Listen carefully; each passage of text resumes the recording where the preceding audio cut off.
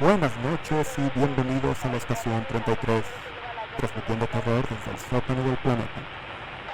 En el archivo de hoy, narramos la historia de lo que pasa en el viejo mundo cuando las raíces de una ciudad tienen una historia que puede resurgir si alguien cava demasiado hondo.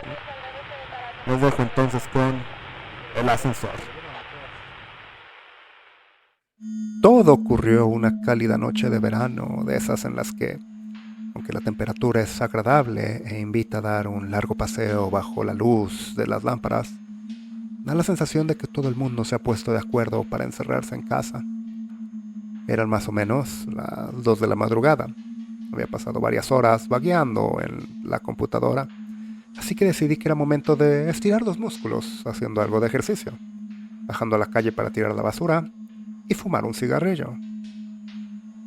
Me puse unos tenis deportivos, me dirigí a la cocina, saqué la bolsa del bote de basura y le hice un par de nudos. Tras asegurarme de que no olvidaba las llaves, encendedor y tabaco, cerré la puerta del piso y me dirigí a las escaleras de abajo. Habría podido elegir tomar el ascensor, pero teniendo en cuenta que a esos cacharros les suele dar por pararse de golpe, habría sido un error quedarme encerrado dentro con la única compañía de una maloliente bolsa de basura. Recorrí los pocos metros que separaban mi portal de los contenedores, disfrutando del ambiente, de la soledad que reinaba en mi calle, unido a la tenue iluminación y la invisible caricia procedente del asfalto caliente bajo mis pies. Tras meter la bolsa en uno de los botes, volví a mi portal. Antes de entrar, encendí un cigarrillo, disfrutando de cada probada, mientras oía en la distancia el sonido de ambulancias y coches acelerando, la banda sonora que suena de fondo cada noche en la gran ciudad que es Madrid. Mientras daba buena cuenta de mi cigarro, eché un ojo al gran edificio de viviendas que esperaba mi regreso. Un bloque levantado a finales de los años 60, con paredes de ladrillo rojizo, 6 pisos y una planta de garage bajo sus cimientos, similar a los cientos de edificios que, en aquella época, el Ministerio de Vivienda construyó en toda España. Junto al portal, aún se conservaba la placa que daba fe de ello. Mis padres fueron los primeros dueños de la casa.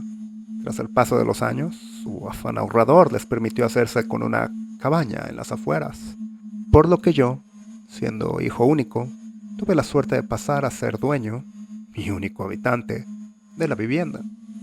Cuando acabé el cigarrillo, tiré la colilla al suelo y entré al portal. Por un momento pensé en subir andando hasta el 5º piso, donde vivo, pero la flojera pudo más, así que llamé al ascensor. Cuando este llegó a la planta baja, entré en él. Una de las curiosidades que tenía aquel edificio era dicho ascensor.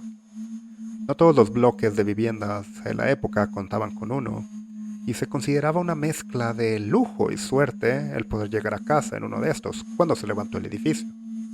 Esto hacía que la estructura fuese algo vieja. Sus paredes, sus espejos y su cuadro de botones tenían más de 50 años. Lo que más me llamaba la atención de este último detalle era el correspondiente al garage.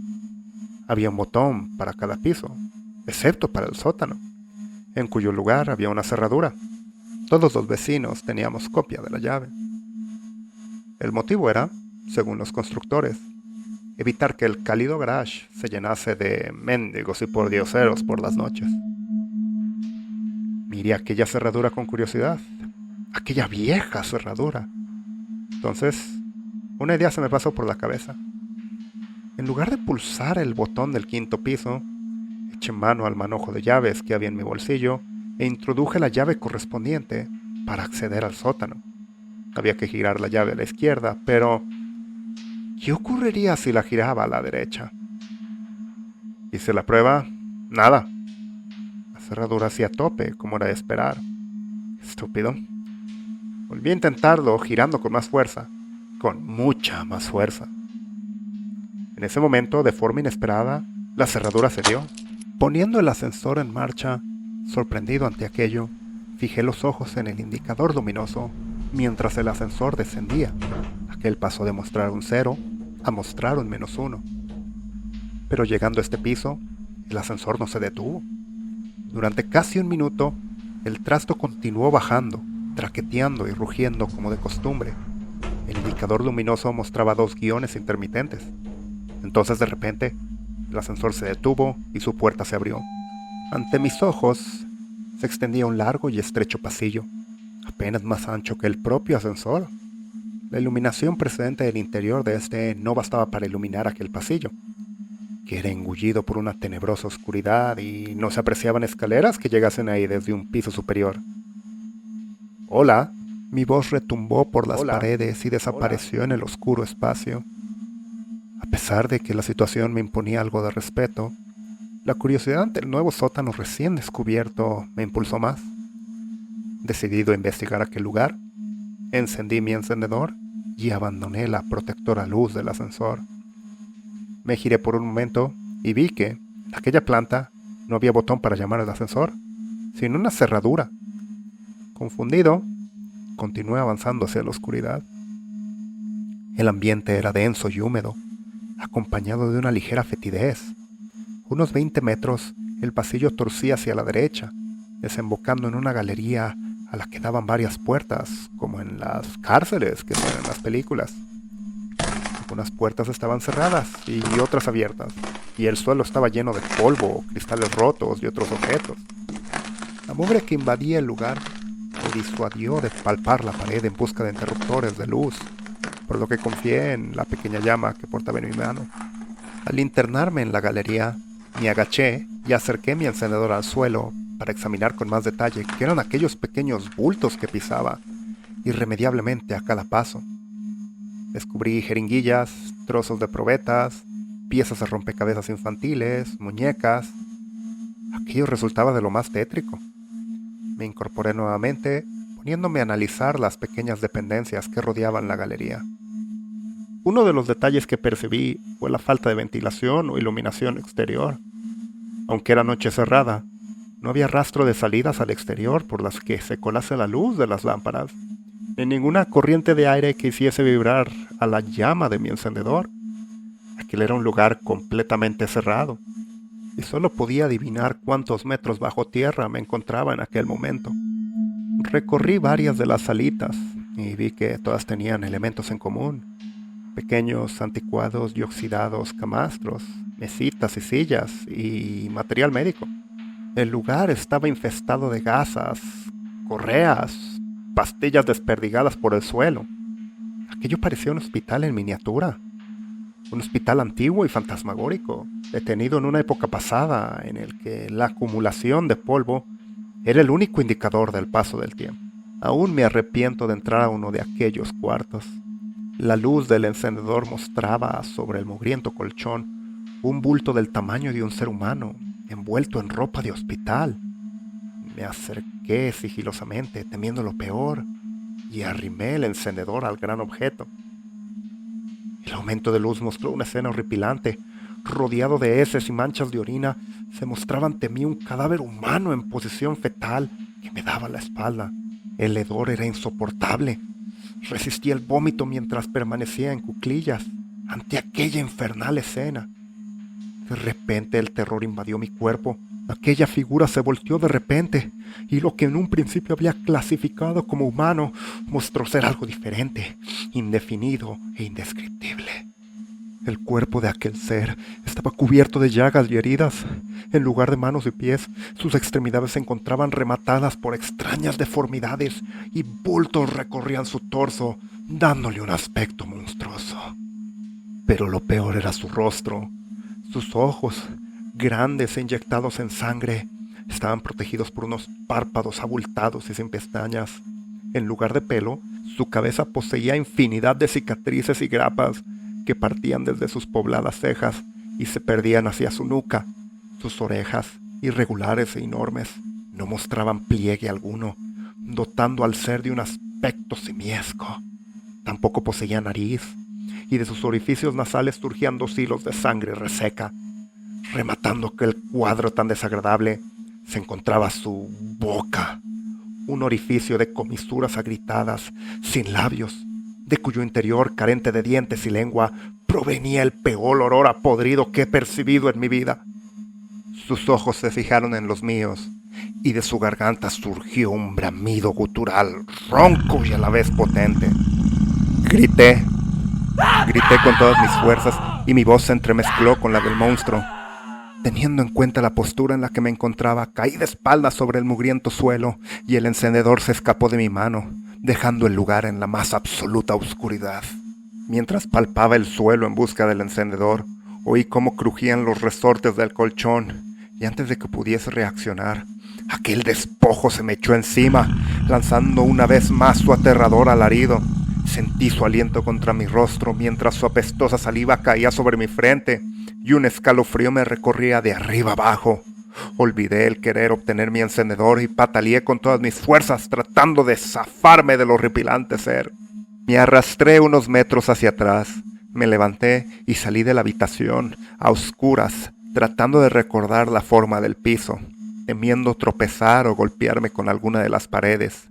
Mientras subía en dirección al ascensor, pude oír cómo aquello se arrastraba entre los cristales rotos del suelo, siguiendo mis pasos. Llegué al pasillo y sentí que volvía a la vida cuando me invadió la luz encendida del ascensor abierto. Entré, pulsé el botón del 5º piso y lleno de impaciencia y pavor, esperé a que la puerta se cerrase y el ascensor se pusiese en marcha. Sin embargo, el aparato no obedecía mis órdenes. Aunque el botón del 5º piso estaba encendido, la puerta no se cerraba y el crujir de cristales se oía cada vez más cerca. Me di media vuelta. Ante mí, el pasillo se extendía una vez más, engullendo la luz del ascensor. Sin embargo, ahora no sentía curiosidad ante aquella escena. Sentía verdadero horror. Quería huir de ahí y el ascensor no se movía. De repente, se hizo el silencio. Estaba tan aterrorizado que todos mis músculos se paralizaron. En ese momento, el ser surgió del pasillo oscuro, arrastrándose con una velocidad insólita. Venía hacia mí, mientras gruñía, jadeaba y chillaba como ninguna criatura conocida. Apreté repetidamente el botón del 5º piso, con pulso tembloroso, mientras el miedo me hacía llorar y la criatura se aproximaba rápidamente. Cuando estaba a punto de entrar en el ascensor, le tiré una patada, lo que le hizo retroceder atemorizado, sin que apartase la vista de mis ojos en ningún momento. En ese instante, las puertas se cerraron y el ascensor comenzó a subir. Fijé la vista en el indicador luminoso. Los 2 guiones parpadeaban. Dieron paso a un -1, luego a un 0 y un 1, y así sucesivamente. Algo más calmado, me miré en el espejo y fui consciente de mi aspecto.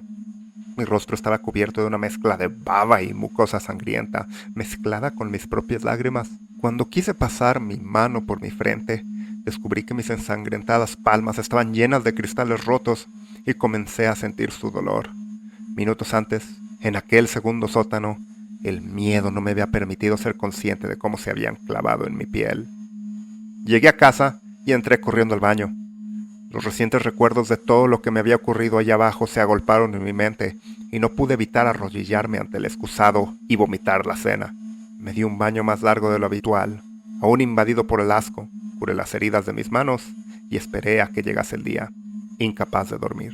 A la mañana siguiente, cuando la luz del día se llevó todos mis miedos, llamé a un amigo que vivía en uno de los edificios cercanos. Dicho edificio era similar al mío, construido en la misma época, con la misma planta y con un ascensor exactamente igual. Tras contarle la historia y soportar sus burlas, me aseguró que haría la prueba en su ascensor y que me llamaría para contarme qué había ocurrido en su caso. Esperé su llamada ansioso y a los pocos minutos sonó el teléfono. Era él, y su voz sonaba entrecortada y temblorosa. Bajo su casa también había un segundo sótano, húmedo y maloliente. Sin embargo, él no se había atrevido a adentrarse, y no tenía la más mínima intención de hacerlo. «No pienso volver a tomar ese ascensor en mi puta vida», eso fue lo que me dijo. Y la verdad es que su opinión coincidía completamente con la mía. A pesar de nuestros temores, nos decidimos a investigar sobre el asunto. Así, dimos con el que fue, por aquel entonces, presidente de la constructora encargada de levantar los edificios. Hoy en día un anciano con un pie en el cementerio. Tras varias reticencias, nos explicó el porqué de aquellos sótanos secretos. En 1966, la recién inaugurada central nuclear de Sorita, en Guadalajara, había sufrido una grave fuga en uno de sus reactores, provocando una nube radioactiva que se extendió por los pueblos de los alrededores. El régimen franquista no podía permitir que la opinión pública tuviese noticia de un fallo en su primera instalación nuclear, por lo que contactó con las parejas jóvenes del lugar, ofreciéndoles trasladarse a Madrid, a los edificios en los que mi amigo y yo vivíamos, pues a pocos metros se encontraba un hospital que podía seguir la evolución de dichas parejas y los hijos que pudiesen tener en el futuro. Para disimular aún más la situación, vendieron algunas de las viviendas a gente corriente, que no tenían nada que ver con el incidente, como mis padres, o los padres de mi amigo, por ejemplo. Sin embargo, la intención del régimen era muy distinta. Conocedores de las secuelas que la nube radioactiva tendría en esta gente, vigilaron cada nuevo embarazo que se produjo entre ellos, supervisando su evolución y haciendo desaparecer a todos aquellos recién nacidos que sufriesen graves malformaciones. Aprovechaban la tranquilidad de la noche para, haciéndose pasar por encargados de mudanzas, llevar a los bebés a su nuevo hogar. Aquellos sótanos, por otra parte, eran el lugar perfecto para realizar investigaciones sobre los niños, pues nadie sabía de su existencia. El propio mecanismo de los ascensores se había mantenido en secreto, recayendo la tarea de llevar a cabo revisiones y reparaciones entre técnicos elegidos por el propio régimen, y una trampilla que solo se abría cuando el ascensor sobrepasa el garage, ocultaba el segundo sótano a quien hubiese podido asomarse al hueco. Sin embargo, tras la muerte del dictador Francisco Franco, se canceló aquel proyecto. Tratando de arrojar tierra sobre el asunto, los sujetos en experimentación fueron sacrificados y toda documentación relativa al proyecto fue destruida. Casi todos los cabos quedaron atados. ¿Cómo que casi todos los cabos?, preguntamos mi amigo y yo a aquel hombre. Sí, dijo él. Resulta que, una vez, aprovechando el revuelo de los últimos días, todo el mundo corría arriba y abajo tratando de hacer desaparecer pruebas y evidencias. Uno de los niños desapareció sin dejar rastro y nadie más volvió a saber de él. Mi amigo y yo nos miramos aterrados, nos despedimos del viejo y volvimos a nuestras casas. Y desde entonces no he vuelto a subirme a un ascensor. Y, por si a alguien le interesa, vendo mi casa, en un 5º piso, muy luminoso y además tiene ascensor y garage.